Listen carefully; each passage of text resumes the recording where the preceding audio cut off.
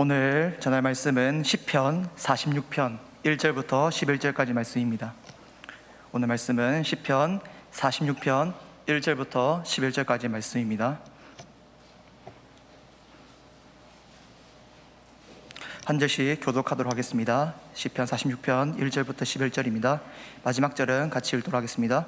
하나님은 우리의 피난처시여 힘인 신이 환난 중에 만날 큰 도움이시라.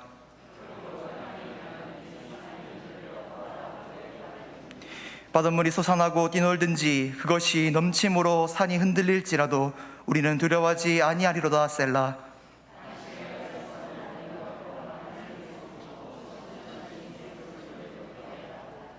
하나님이 그 성중에 계심에 성이 흔들리지 아니할 것이라.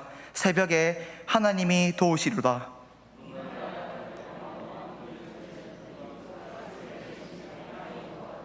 만군의 여호와께서 우리와 함께 하시니 야곱의 하나님은 우리의 피난처시로다. 셀라.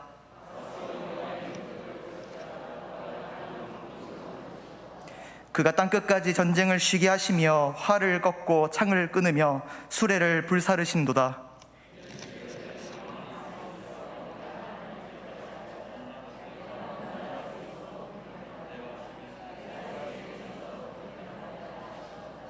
함께 읽겠습니다. 만군의 여호와께서 우리와 함께 하시니 야곱의 하나님은 우리의 피난처시로다. 셀라. 아멘.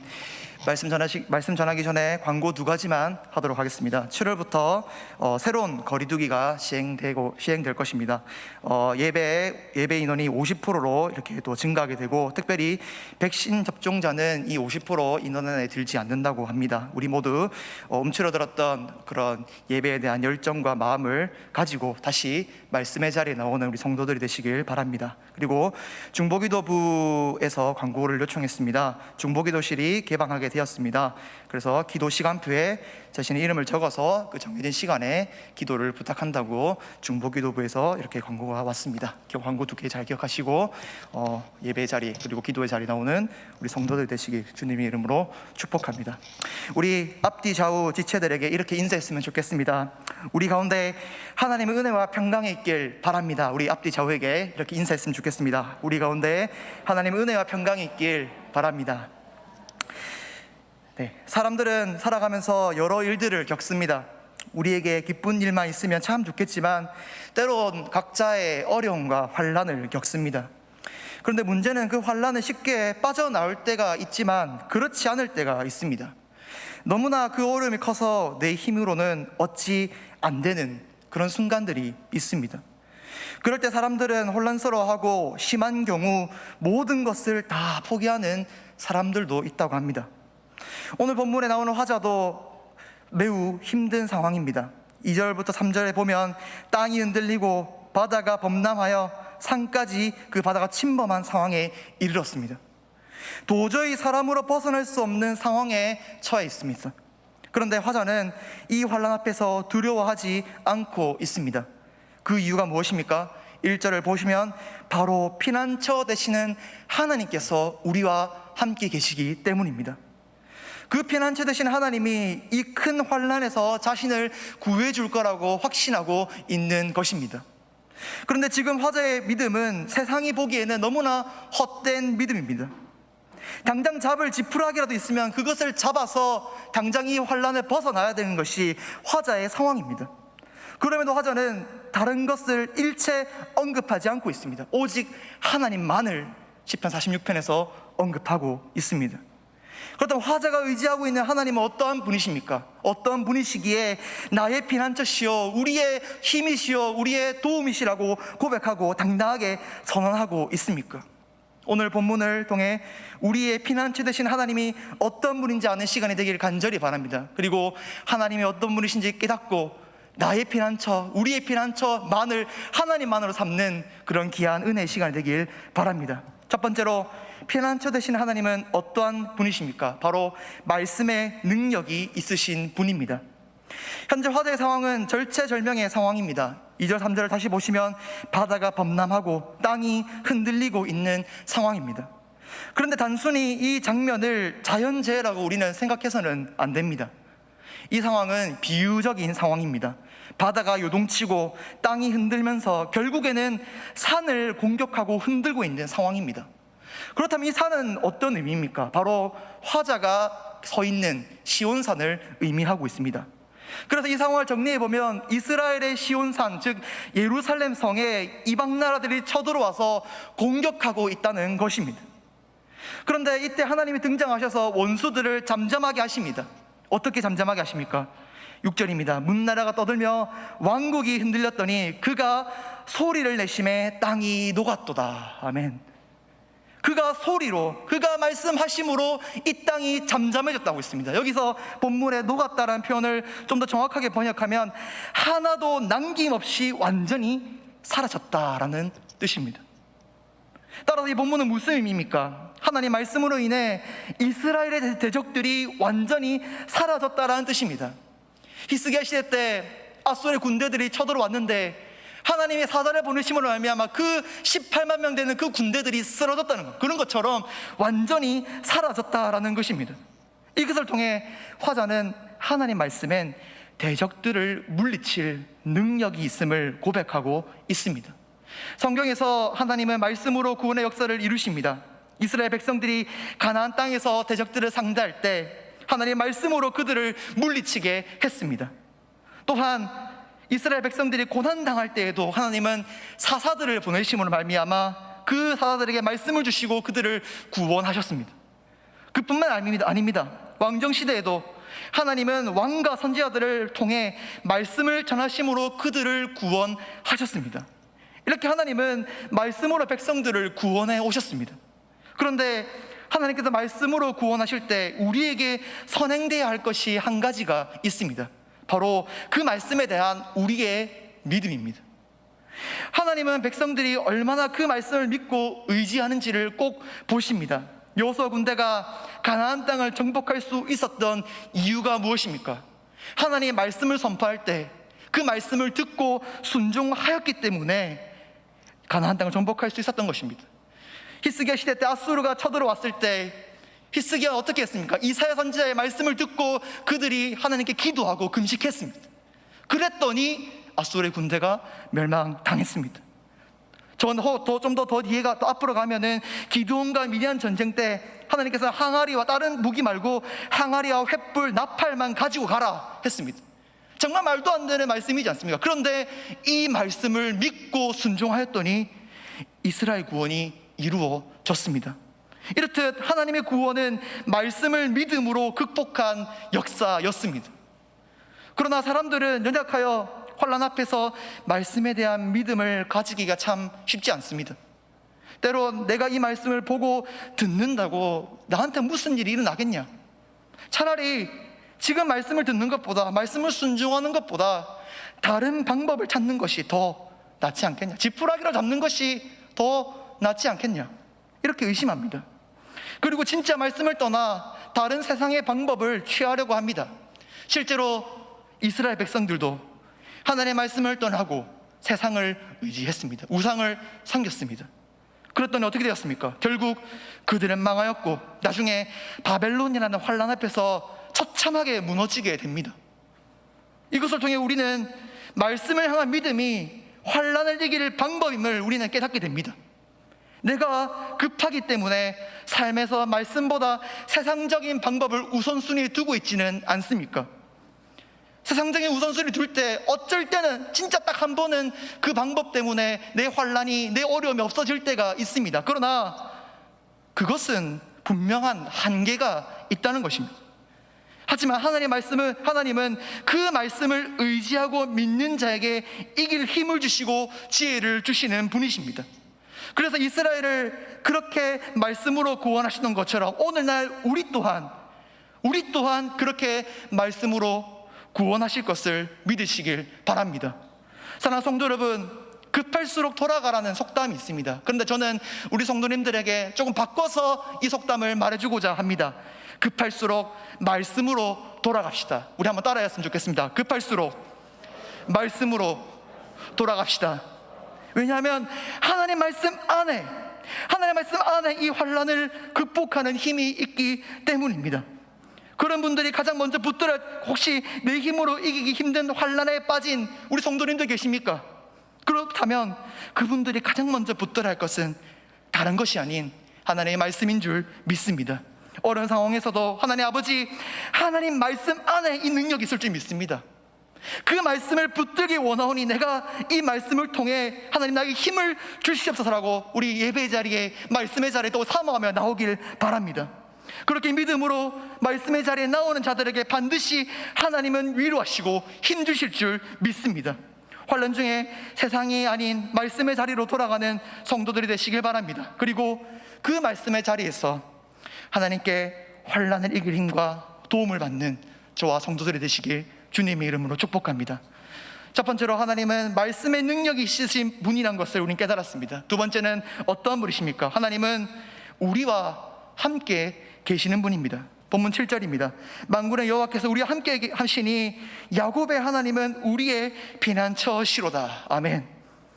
본문의 화자는 하나님을 피난처라고 3번이나 오늘 본문에서 고백하고 있습니다. 1절, 7절, 그리고 11절입니다. 그런데 3번 중에 7절과 11절은 조금 다르게 하나님을 고백합니다. 하나님은 우리의 피난처신데 우리와 함께 하시는 피난처 하나님이다 라고 고백하고 있습니다. 여기서 하나님이 우리와 함께 하시다, 이 말 어디서 많이 들어보지 않았습니까? 무엇입니까? 임마누엘입니다. 임마누엘을 여기서 고백하고 있다는 것입니다. 그런데 하나님은 그냥 우리와 함께 한다 뜻이, 이게 임마누엘 뜻이 아닙니다. 임마누엘 단어를 잘 보면 특정한 시간대 그리고 어느 장소에서만 하나님 함께 하신다, 그런 말이 아닙니다. 그런 수식어 전혀 없습니다. 그냥 우리와 함께 하신다. 그건 무슨 말입니까? 어떠한 상황 가운데 있더라도, 어떠한 곳에 있다 하더라도 하나님 우리와 동행하신다, 함께 하신다. 그것이 바로 임마누엘의 하나님입니다. 임마누엘은 우리에게 은혜로운 약속입니다. 이 약속만 잘 기억하고 있다면 우리는 어디에서도 걱정할 것이 없습니다. 하지만 우리는 이 사실을 자주 잊고 삽니다. 그리고 늘 불안해합니다. 이런 사실을 알고 있는 하나님은 계속해서 성경을 통해, 말씀을 통해 우리에게 내가 너희와 함께 있다는 것을 반복하여 강조하십니다.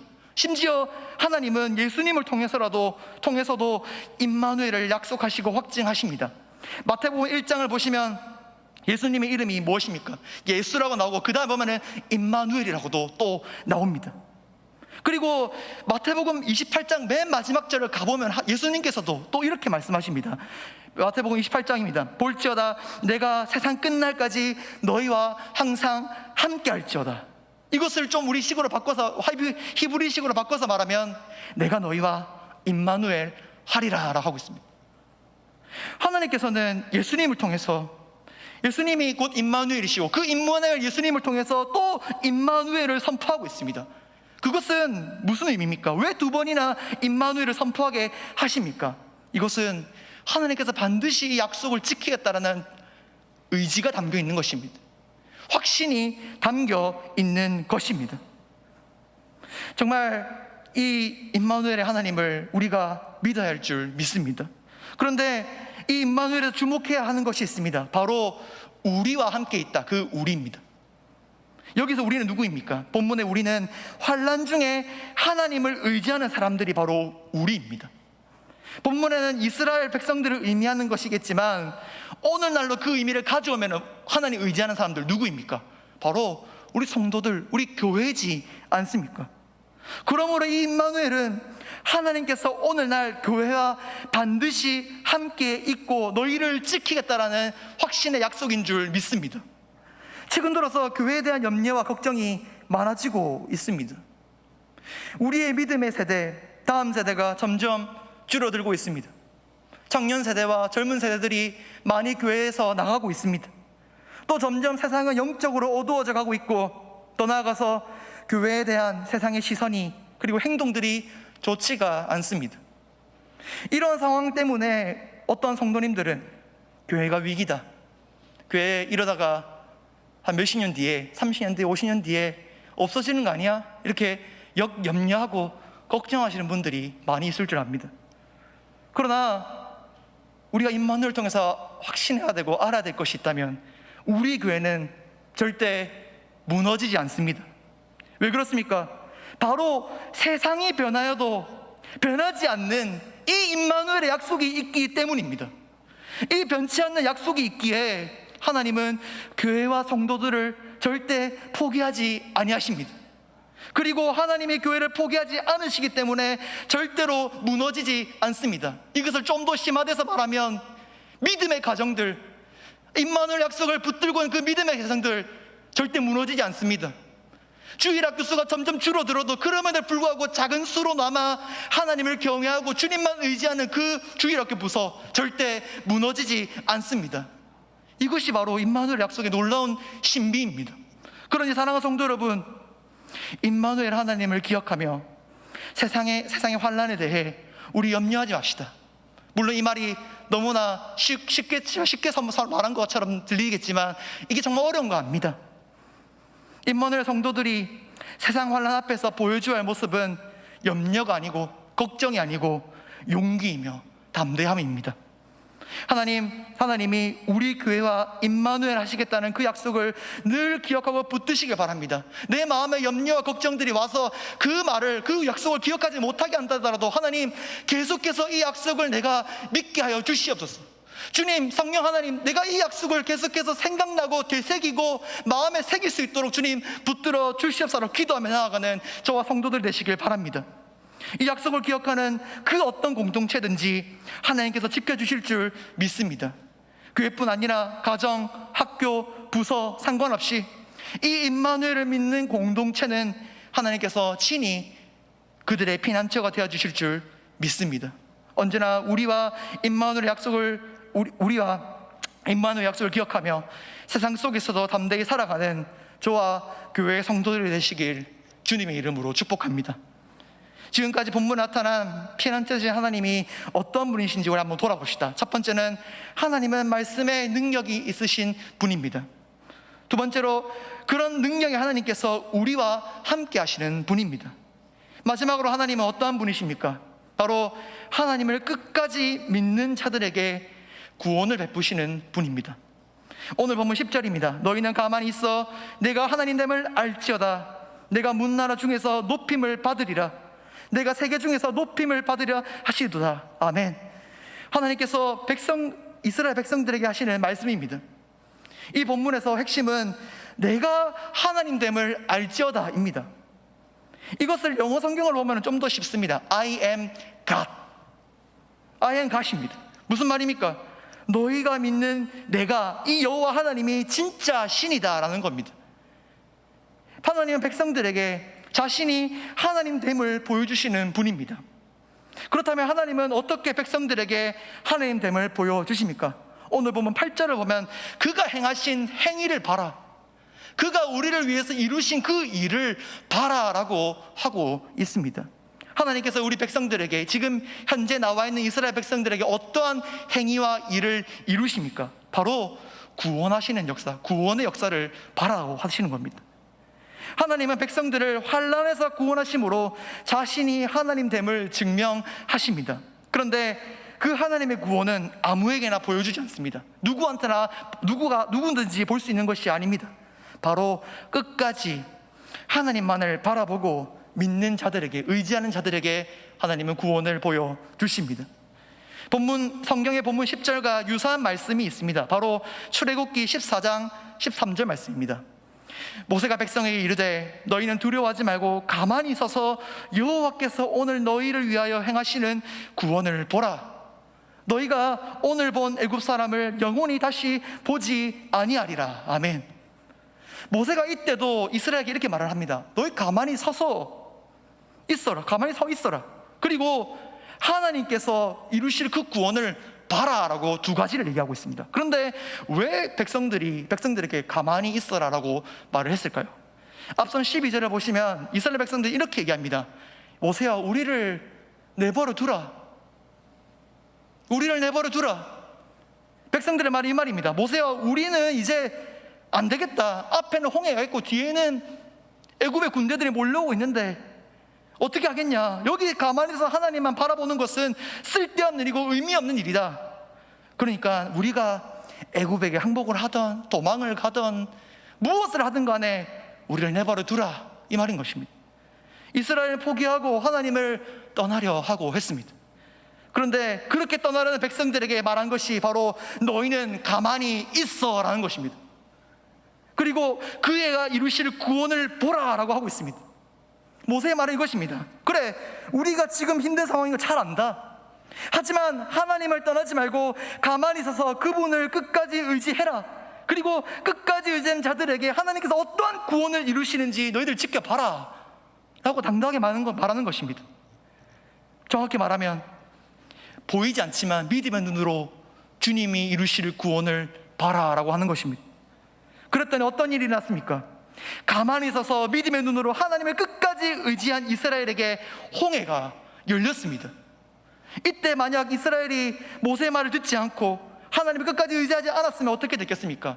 아마 이스라엘 백성들은 평생 애굽에 종속된 노예가 되었을 것입니다.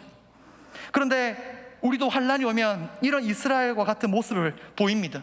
처음엔 하나님 의지하고 기도합니다. 하나님 도와주시옵소서라고 새벽 기도 나오지 않고 수요기도 잘 나오고 예배도 빠지지 않습니다. 그런데 시간이 점점 지나가면서 아무것도 일어나지 않게 됩니다. 그러면 사람들 어떻게 합니까? 하나님을 떠나게 됩니다. 분명 하나님의 선하신 계획이 있음에도 알고 있음에도 불구하고 당장 내 눈앞에 보이지 않아서 이스라엘 백성처럼 하나님을 떠나는 경우가 있습니다.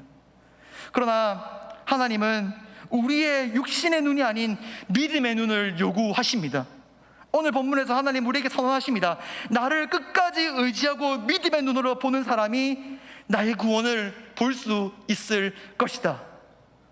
하나님은 믿음의 눈으로 하나님을 바라보고 끝까지 붙드는 자에게 구원을 베푸실 줄 믿으시길 바랍니다. 사랑하는 성도 여러분, 우리 기독교 역사는 너무나 많은 큰 위기들이 있었습니다. 정말 역사를 돌아보면은 그 위기 때문에 교회가 당장 역사책에서 없어져도 이상하지 않을 만큼 너무나 큰 위기들이 많았습니다. 그런데 이 위기 속에서도 우리의 신앙이 없어지지 않고 계속해서 교회가 건설되어지고 세워지는 이유가 무엇입니까? 그것은 하나님께서 위기 속에서도 끝까지 믿음을 지킨 성도들에게 구원을 베푸셨기 때문입니다. 그 구원 때문에 하나님됨을, 하나님의 살아계심을 성도들에게, 힘들어하는 성도들에게 보여주셨기 때문입니다. 이때 믿음의 성도들의 고백은 어떠합니까? 처음에는 하나님 없는 줄 알았다. 그런데 계속 믿고 기도했더니 정말 끝까지 하나님을 붙들고 내가 나아갔더니 나중엔 돌아보니 하나님께서 이러한 구원을 이루어 주시더라. 이렇게 역사하시더라. 그러니 얘들아, 하나님 정말 살아계신다. 하나님 정말 우리를 보고 계신다. 하나님 우리 정말 지켜주신다라고 고백하는 것이 바로 우리 믿음의 성도들의 고백입니다. 그래서 옛날 장성가를 보면은 이러한 하나님을 경험한 성도들의 고백이 많이 있지 않습니까? 세월 지나갈수록 의지할 것 뿐일세 무슨 일 당해도 누구 의지합니까? 예수 의지합시다. 또 다른 가사 있습니다. 예수 믿는 것은 받은 증거가 많도다.